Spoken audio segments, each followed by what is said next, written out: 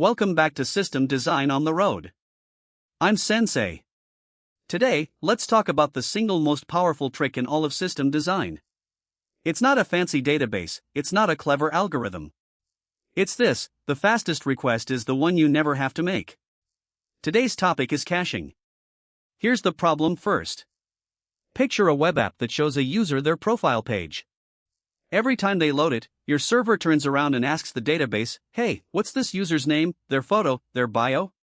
The database digs through its tables, finds the rows, sends them back. That round trip might take 50, 100 milliseconds.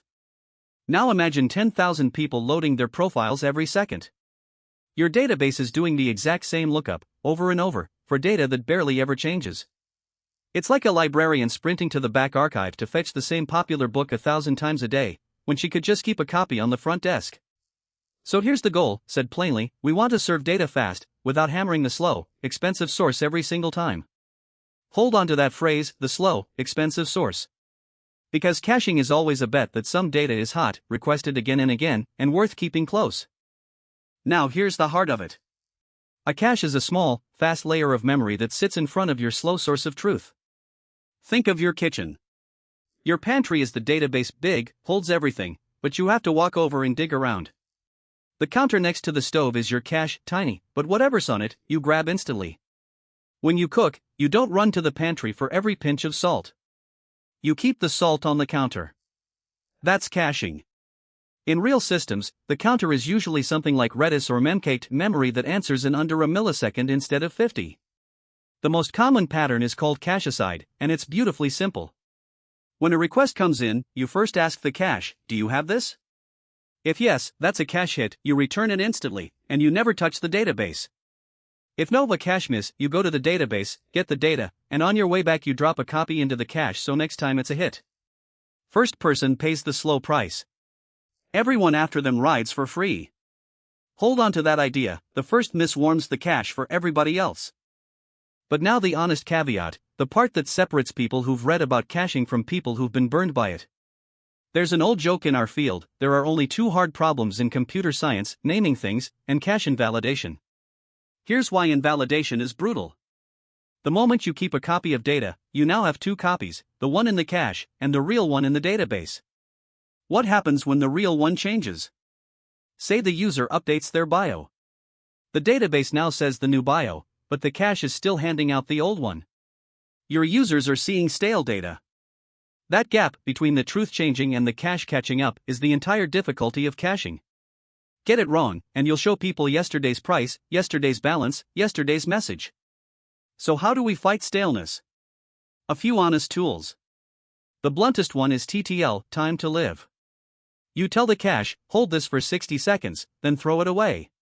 After that, the next request misses and refetches fresh. It's not perfect, for up to 60 seconds you might serve stale data, but it's simple, and for a lot of things, like a trending list, 60 seconds of staleness is completely fine. The second tool is write-through. Whenever you write to the database, you write to the cache in the same breath, so they never drift apart. It keeps things fresh, but every write now costs a little more. And a third is simply to delete the cache entry whenever the underlying data changes, forcing a fresh fetch next time. Notice the pattern here: every one of these is a trade-off between freshness and speed. There is no free lunch. That's the caveat: caching doesn't remove the hard problem, it just moves it to when do I let go. Let's anchor this in the real world. When you open your social media feed and it loads instantly, that's caching. Your feed was likely pre-computed and parked in a fast store. When a viral video doesn't melt the servers, that's a CDN, which is just caching for files spread across the globe so the video comes from a server near you instead of across an ocean.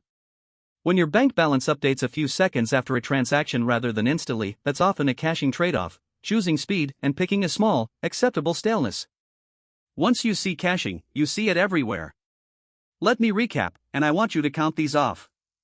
1. The fastest request is the one you never make. Caching keeps hot data in fast memory in front of a slow source. 2. Cache aside is the workhorse. Check the cache first, and on a miss, fetch and store so the next request is a hit. 3. The real difficulty is in storing data, it's invalidation, knowing when your copy has gone stale.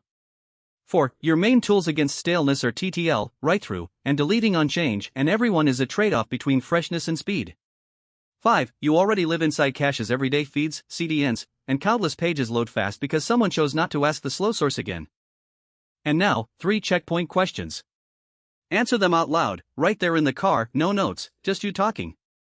First, in your own words, what is a cache hit versus a cache miss, and who pays the slow price? Second, explain the cache aside pattern to an imaginary junior engineer sitting next to you, walk them through what happens on a miss.